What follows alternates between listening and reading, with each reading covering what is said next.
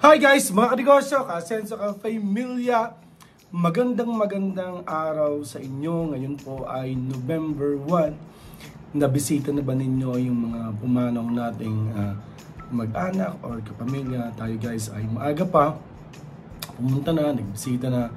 Ngayon, nandito lang tayo sa bahay, nagpapahinga na konti. Maya-maya na konti ay may mga bibisitahin tayong mga kamag-anak. Guys! Calling all mga OFW, sa mga OFWs natin na nasa ibang bansa pa, sa mga ex-OFW, makaka-relate kayo dito sa pag-uusapan natin ito. Gusto ko manood kayo, mga OFW natin na nandito na sa Pilipinas, like for good na. Gusto ko mag-message tayo, mag-comment tayo, explain nyo, gusto nyo, magpadala pa kayo ng video, isama natin yung video nyo. And then doon naman sa mga nasa ibang bansa, nakasakalukuyan, nagtatrabaho pa, na hindi pa talaga alam kung kailan magpa for good. Maaring meron naman na may plano na. Gusto ko panoodin ninyo itong vlog natin ito. Guys, ako man ay isa ring OFW. Guys, ako po ay, kinuwenta ko pa nga kanina, ako po ay 14 years and 8 months and 14 days. Ulitin ko, ako po guys ay 14 years and 8 months and 13 days sa ibang bansa. Imagine niyo, ang tagal na tinigil ko rin sa ibang bansa, na hindi ko kasama ang pamilya ko. So medyo mahirap. So alam ko nakaka-relate yung mga tao natin.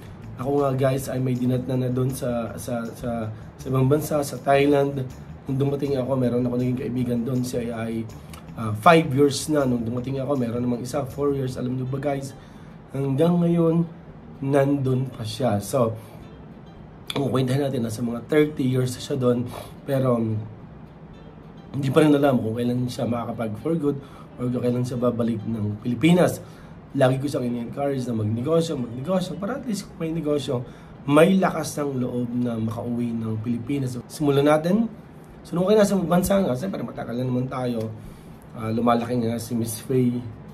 So naging deciding factor ko talaga para talaga ako makauwi or para talaga mag-decide talaga na umuwi is si Faye nga, si Miss Faye, kasi nga sabi ko dalaga na, okay, siguro pag nag-boyfriend to, hindi na ganun, hindi na, alam niyo iba talaga yung siyempre lumaki, yung hindi lumaki nakasama tayo, nakaka-relate kayo, talaga nandun yung hiyaan, so hindi yung closeness, kaya nga. So ako naisip ko, nako, close pa kami nito, lagi kami nagkaka-message, ipapadala ng mga videos, blah blah blah. Pero once na ito magkaroon ng boyfriend, sigurado hindi na ganoon. So isang araw tayo ay around 6 or 7 p.m. nakahiga tayo, nag-iisip tayo. Alam niyo guys, yung pag-uwi ko talaga ay hindi talaga ako pinlano ng matagal, blah blah blah. Walang nakakaalam na talagang uuwi ako. So talagang isang gabi lang naisip ko, nagdadalaga na talaga yung anak ko. So kailangan makauwi na, sana makauwi na ako bago man lang sa mag-boyfriend. So ang ginawa ko guys, yun nga, nakausap ko yung pinsan ko, si Layla.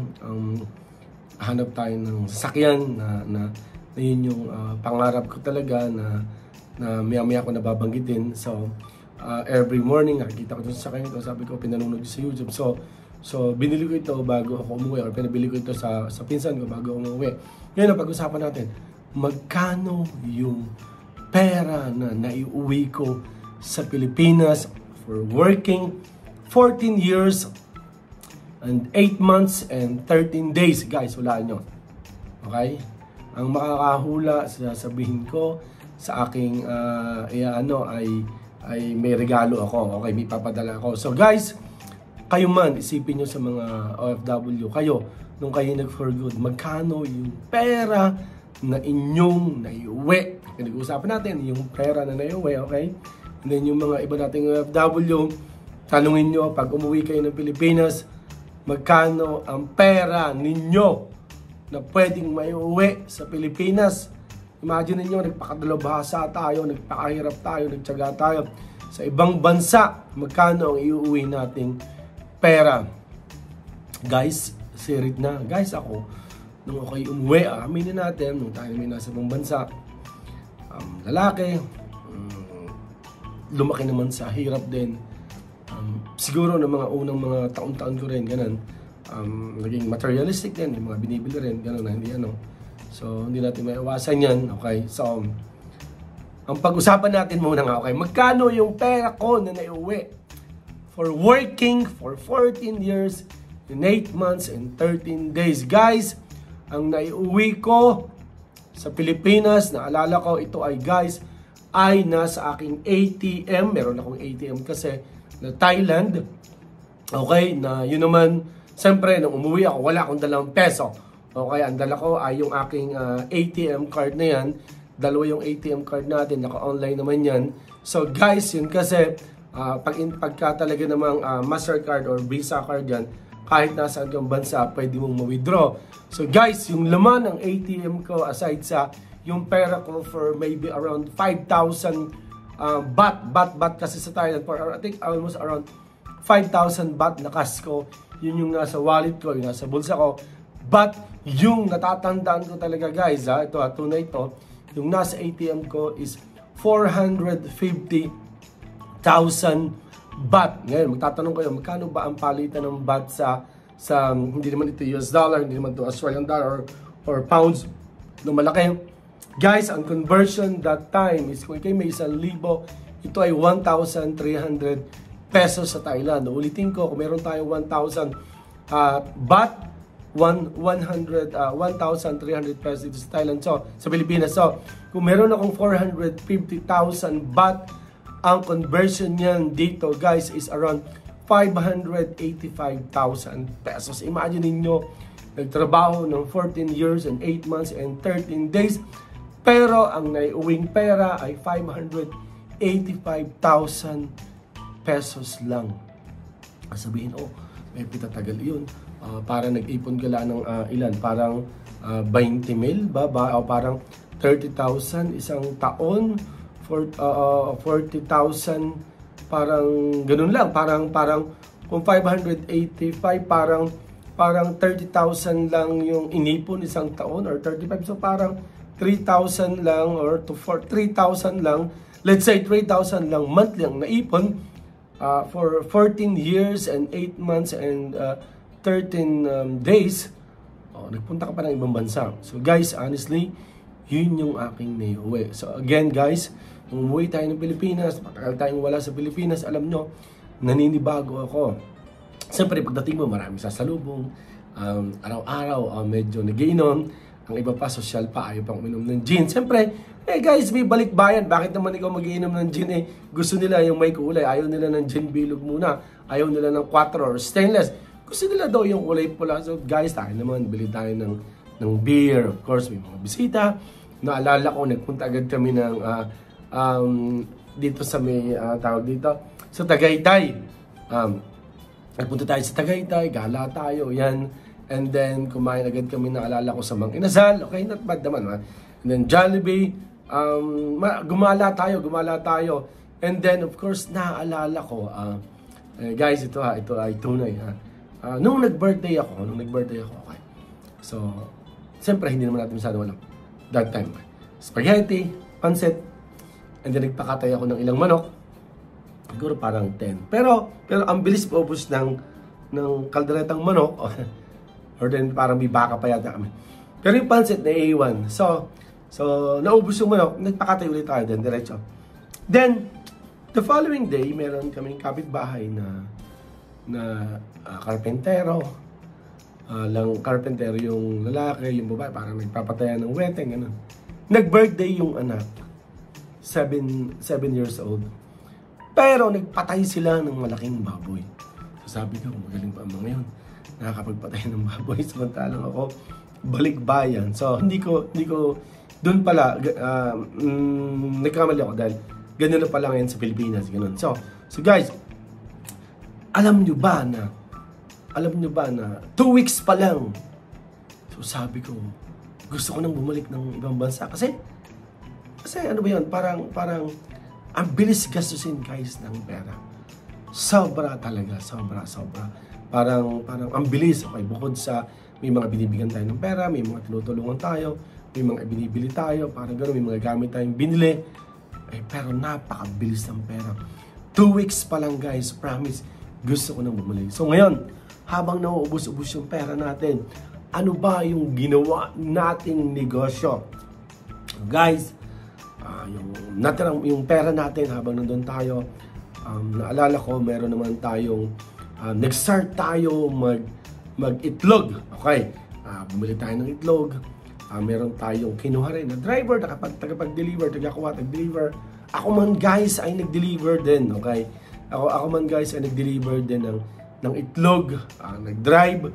Kasama ko pa nga yung mag-ina ko, kami nagde-deliver kami sa mga sari-sari store, sa mga tindahan. Iniikot namin yung Lemery, San Nicolas, Taal, Agoncillo, Calaca. Nag-iikot tayo. Then, dinagdag natin sa itlog ang mantika. Nagmantika tayo guys, okay? Yung mantika ko, ang hirap, okay? So tayo naman, kinukuha naman nating mantika guys, yung naka-bundle na, yung dosena na bote. So, nagde-deliver tayo ng itlog, nagde-deliver tayo ng mantika, ginawa natin yan. Pero, in 1 month, parang ganun, or siguro kung hindi ako nagkakamali, parang naka 3 months naman tayong ginawa.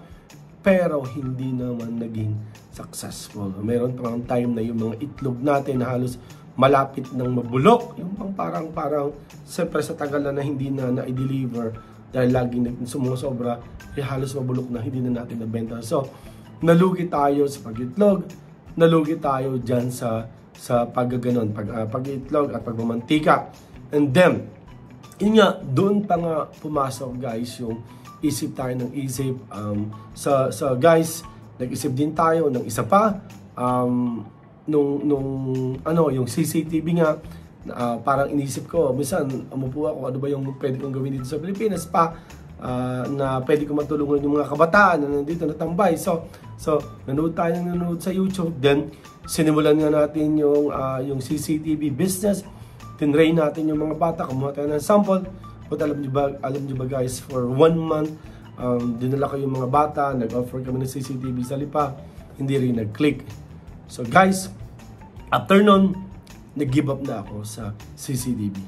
So sabi ko, hindi talaga mag-click ang CCTV.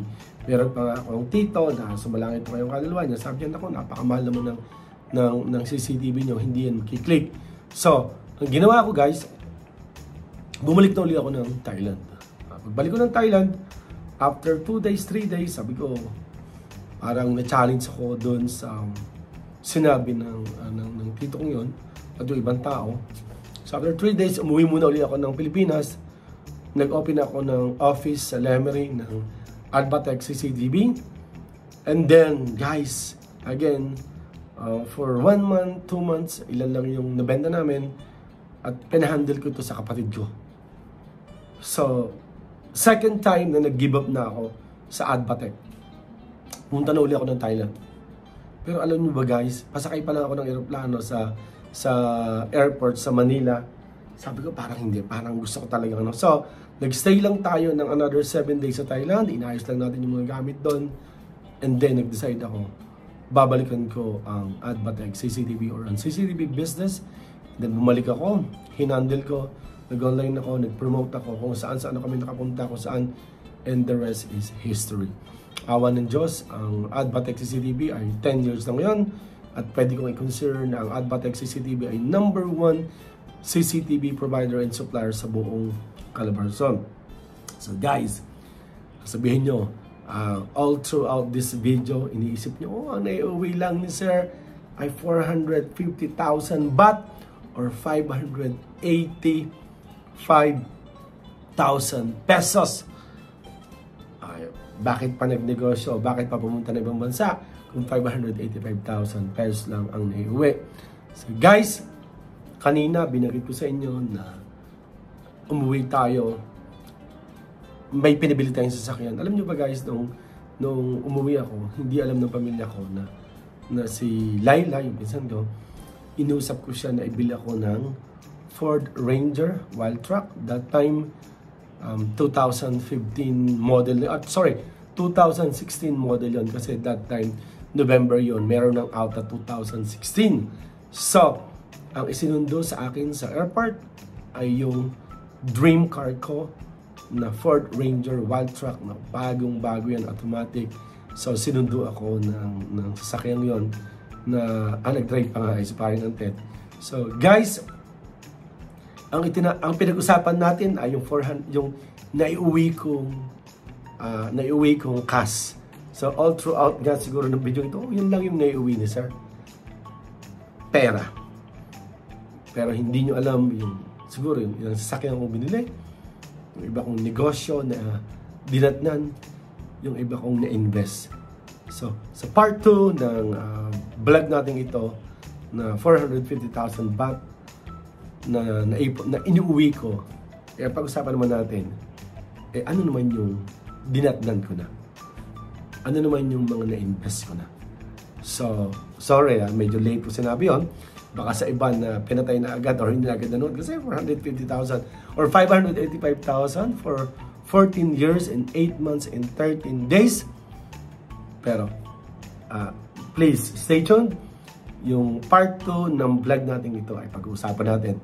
So sana mga OFW, sana panoodin nyo, supportan natin ang vlog natin para maka-inspire, makatulong at makakuha tayo ng idea. So, God bless sa ating lahat, lalo-lalo na sa mga OFW natin na nagpaplano pa lang mag for good or mga nasa ibang bansa. God bless po sa inyo at keep safe. Bye-bye po. Bye-bye po.